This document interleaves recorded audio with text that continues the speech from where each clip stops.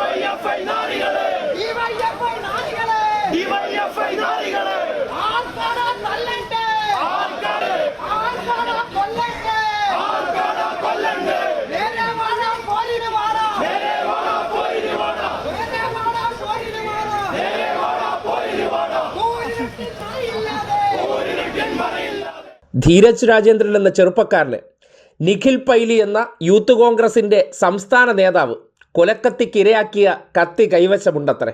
ആ കത്തിയെടുത്ത് ഡിവൈഎഫ്ഐ പ്രവർത്തകർക്ക് നേരെ പ്രയോഗിക്കുമെന്നുള്ള ഭീഷണിയാണ്. കേരളത്തിലെ ചില മാപ്രകൾക്ക് വാർത്ത സൃഷ്ടിക്കാൻ വേണ്ടി എവിടെയെങ്കിലുമൊക്കെ കിടക്കുന്നവരെ ഒരു പ്രശ്നവുമില്ലാത്ത പ്രദേശത്ത് കൊണ്ടുവന്ന് അനാവശ്യമായിട്ടുള്ള പ്രകോപനം സൃഷ്ടിക്കുകയാണ്.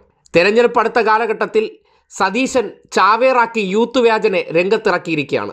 MLA പട്ടത്തിൻ്റെ കവചം വെച്ചുകൊണ്ട് എവിടെയും പോയി എന്ത് തോന്നിവാസവും കാട്ടിക്കോ, നമുക്ക് അത് വെച്ച് ഇരവാദമുണ്ടാക്കാം. അതിനുവേണ്ടി ചാനലുകൾക്ക് മാസപ്പടി കൊടുത്ത് പുറകെ വിട്ടിരിക്കുകയാണ്. എവിടെ ചെന്നാലും ദൃശ്യങ്ങൾ ഉപയോഗപ്പെടുത്തിക്കൊണ്ട് നമ്മൾ കുറേ ഹീറോയിസ്റ്റിക് പരിവേഷം സൃഷ്ടിക്കും.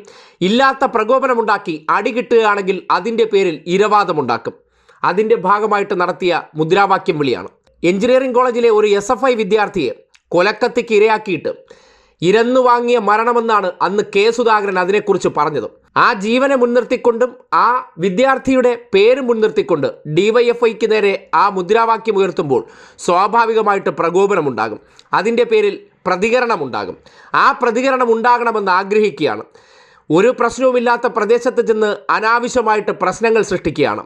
തെരഞ്ഞെടുപ്പ് കാലഘട്ടത്തിൽ കുറച്ച് മാധ്യമങ്ങളെ ഉപയോഗപ്പെടുത്തിക്കൊണ്ട് ഈ തോന്നിവാസം കാട്ടുന്നത് മാധ്യമങ്ങളിലൂടെ അടികിട്ടുന്ന വാർത്ത പുറത്തേക്ക് വരണം.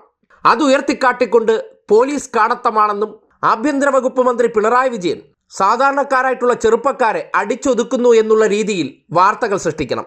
അതിനുവേണ്ടിയാണ് ഇല്ലാത്ത പ്രകോപനവുമായി രംഗത്തിറങ്ങിയിരിക്കുന്നത്. ഗീർവാണ ഡയലോഗടിക്കപ്പുറം ഒരു ചുക്കും ചെയ്യില്ല. പക്ഷേ വാർത്തകളിലൂടെ നമ്മൾ ഈ നാട്ടിലുണ്ടെന്ന് ഇതുപോലെ തെളിയിക്കണം. പ്രകോപനം സൃഷ്ടിക്കണം. തിരിച്ച് ഇരന്നു വാങ്ങണം. നാളെ മുതൽ ഈ ചാവേറിനെ ആശുപത്രിയിൽ കിടത്തിയിട്ട് നേതാക്കന്മാർക്ക് നിരന്നു നിന്ന് അവൻ്റെ അടുത്ത് നിന്ന് ഫോട്ടോഷൂട്ടും പിന്നെ കോലുകൾക്ക് മുന്നിൽ ഇരവാദ വാചകവും പറയണം.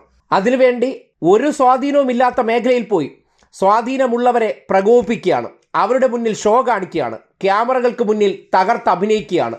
ഉദ്യോഗസ്ഥർക്ക് മുന്നിൽ ഷോ കാട്ടുകയാണ്. ആ ക്യാമറകളങ്ങ് ഓഫ് ചെയ്താൽ മുണ്ടും പൊക്കി ഓടുന്ന ടീംസാണ് ഈ രീതിയിൽ ക്യാമറകളുടെ ധൈര്യത്തിൽ വന്ന് ഈ തോന്നിവാസം കാട്ടിയിരിക്കുന്നത്.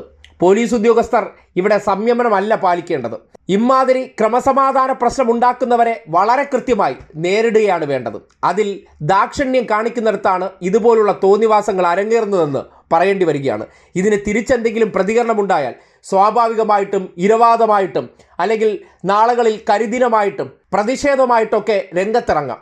അതിൻ്റെ പേരിൽ കുറച്ച് ദിവസം വാർത്താ കച്ചവടം നടത്താം. ജനങ്ങൾക്കിടയിൽ ഇല്ലാത്തൊരു കഥ മെനയാം. ആ വൈകാരിക തലം സൃഷ്ടിക്കാനുള്ള ശ്രമത്തെ ജനം ഇപ്പോഴേ നോക്കിക്കാണണം. ഇതൊക്കെ ചെയ്തതിന് ശേഷം തിരിച്ചെന്തെങ്കിലും പ്രതികരണം ഉണ്ടാകുമ്പോഴുള്ള മോങ്ങൽ കൂടി ഒന്ന് ആലോചിച്ച് വെച്ചിരുന്നാൽ മതി.